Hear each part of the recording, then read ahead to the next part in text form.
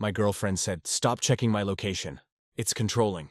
So I did. Then, the credit card company called about suspicious charges at a resort 2 states away. I replied, "Guess I should have checked."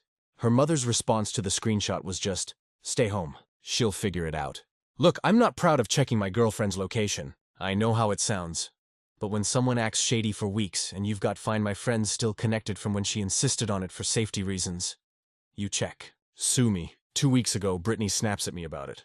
We're at dinner, and I ask where she was earlier because she said she'd be at the gym, but her location showed some address I didn't recognize. She goes off, says I'm controlling, that checking her location is toxic behavior, that she needs privacy and independence, that if I don't trust her, we shouldn't be together. I'm sitting there with my pasta getting cold, thinking, okay, maybe she's right. Maybe I am being paranoid. We've been together 18 months, living together for 6 of those months.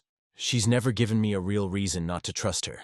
Just this weird feeling I've had lately. So, I tell her, fine, I won't check anymore. She seems satisfied. Says she's glad I'm finally respecting her boundaries. We finish dinner. She's suddenly in a great mood, laughing, affectionate. I'm thinking maybe things will get better now. That night, I delete Find My Friends off my phone. Don't disable the connection. Just delete the app. Clean slate, trust. Next morning, she's up early. Says she's got a busy day. Meetings back to back. Might be home late. I say, okay. She kisses me goodbye. Leaves around 7:30. I go to work. Normal day. Come home around 6 mile. She's not there. Texts me at 8 hours saying she's grabbing drinks with coworkers. Home by 10 here. She comes home at 11:30. Little drunk, happy. We watch TV for a bit, then go to bed. Normal night. This pattern continues for a week. She's busy. Always somewhere. Working late, drinks with friends, yoga class, errands. I don't ask questions. Don't check her location. Being the trusting boyfriend. Friday morning, she tells me she's going to visit her mom this weekend.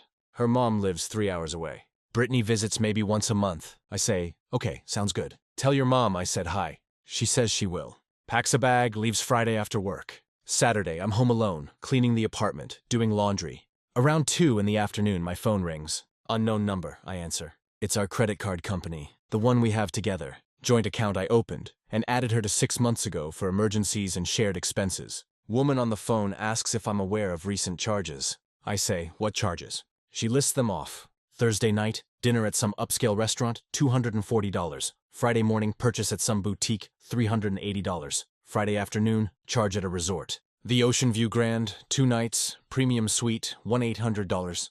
I'm quiet. She asks if these are legitimate charges. I ask where this resort is. She tells me it's 2 states away, Beach Town.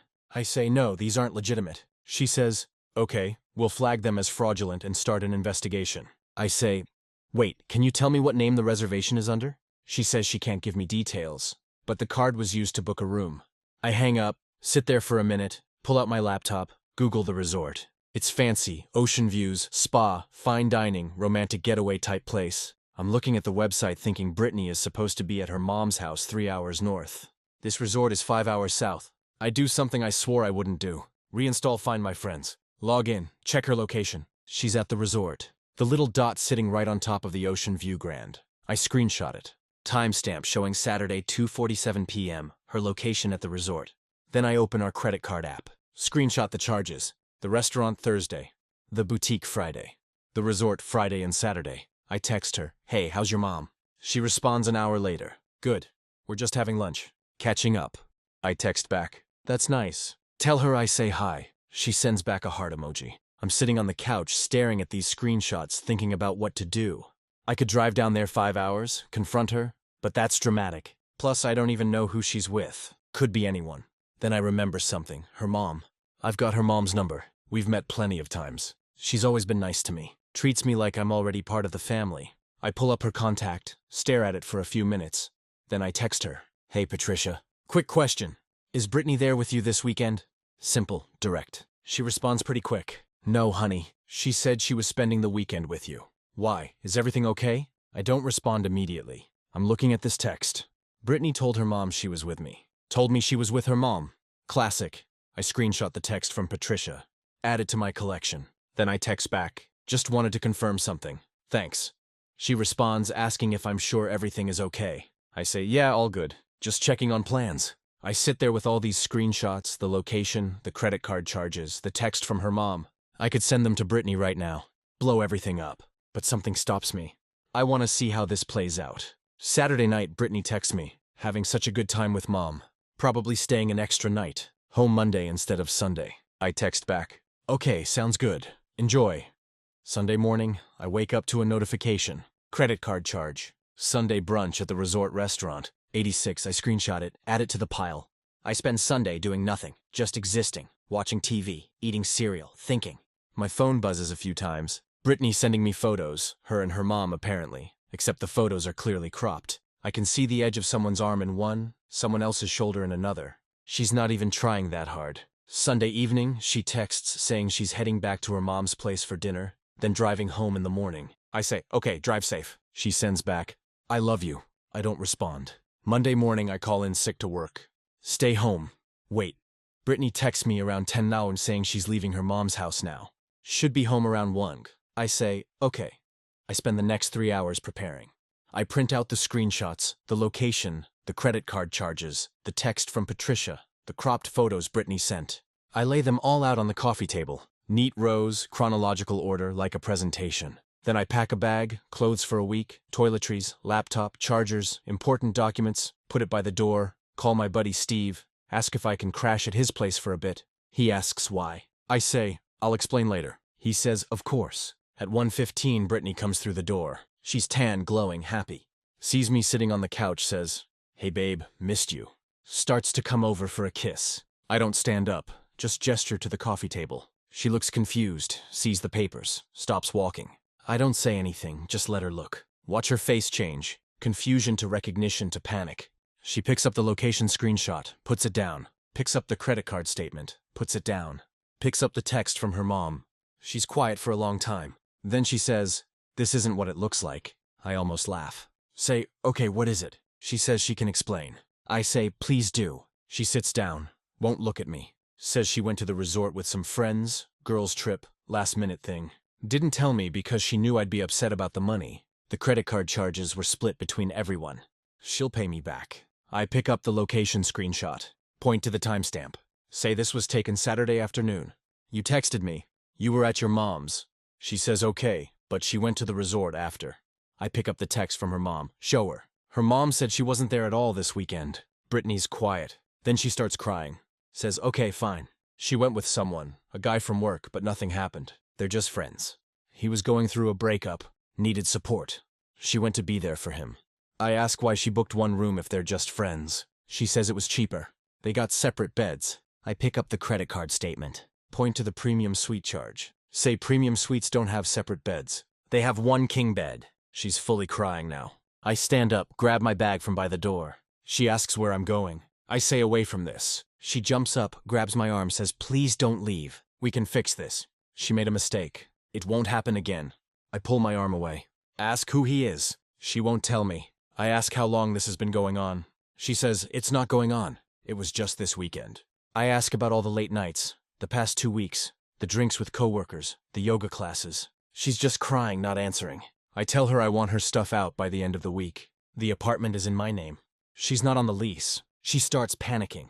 Says she has nowhere to go. I say, figure it out. Maybe her mom can help or her friend from work. She's begging now, saying she loves me, that she'll do anything. Go to therapy. Cut off this guy. Whatever I want. I say I want her gone. She asks about the credit card. I say I already reported the charges as fraudulent. She goes pale. Says I can't do that. I say already did. She says she'll get in trouble. I say probably I leave. She's calling after me. Get in my car, drive to Steve's place. He opens the door, takes one look at me, says, come in. I tell him everything. He's pissed on my behalf. Says I can stay as long as I need. Offers me a beer. We sit there not saying much. That evening, my phone blows up. Brittany calling, texting, saying we need to talk, that she's sorry, that she made a huge mistake. I don't respond. Then her mom texts me, says Brittany called her crying, asked what happened, wants to know what's going on. I text back the screenshots, all of them, the location at the resort, the credit card charges, the text Patricia sent, me saying Brittany wasn't there, the cropped photos Brittany sent pretending to be with her. Just send them without explanation. Let them speak for themselves.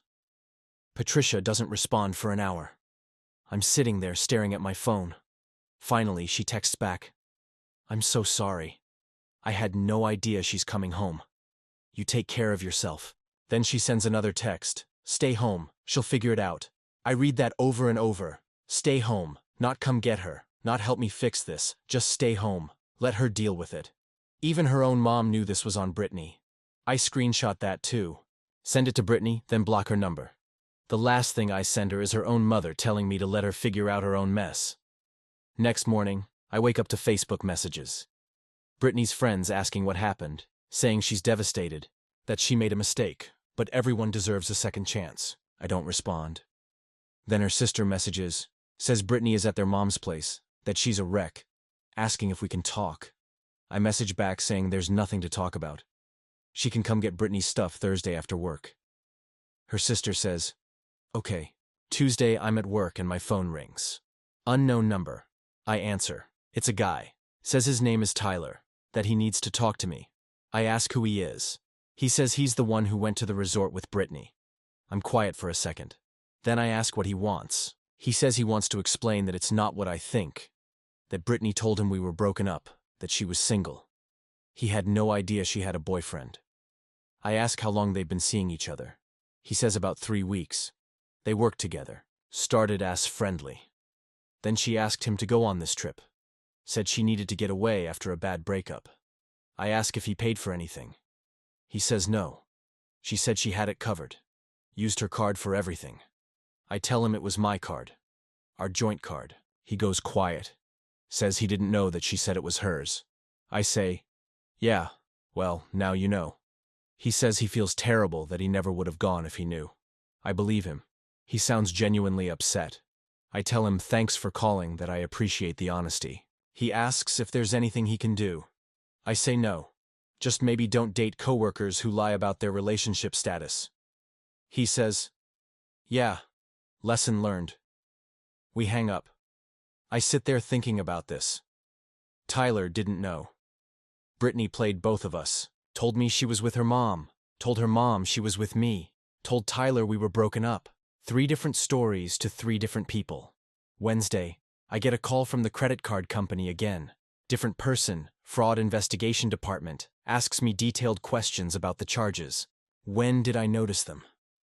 Did I authorize them? Who made them? I explain everything. My girlfriend used the card without telling me. Took another man to a resort. I found out from their fraud alert. The investigator asks if I have proof it was her. I say I have her location data showing her at the resort when the charges were made. I have texts from her claiming to be somewhere else. I have her mother confirming she lied about her location. Investigator says, okay, that's substantial. They'll reverse the charges and close the investigation. The card will be canceled. Then she says something interesting. Says, if my girlfriend tries to dispute this, it could result in criminal charges for credit card fraud. That I should document everything. I say, I already have. She says, good, keep it. Thursday evening, Brittany's sister shows up to get her stuff. I've got everything packed in boxes by the door. She looks around the apartment, says it's weird seeing it without Brittany's things. I don't say anything. She starts loading boxes into her car. On her 3rd trip, she stops. Says Brittany wanted her to ask if I'd reconsider, if we could talk. I say no. She nods. Says she figured. Then she says something that surprises me. Says she told Brittany this would happen.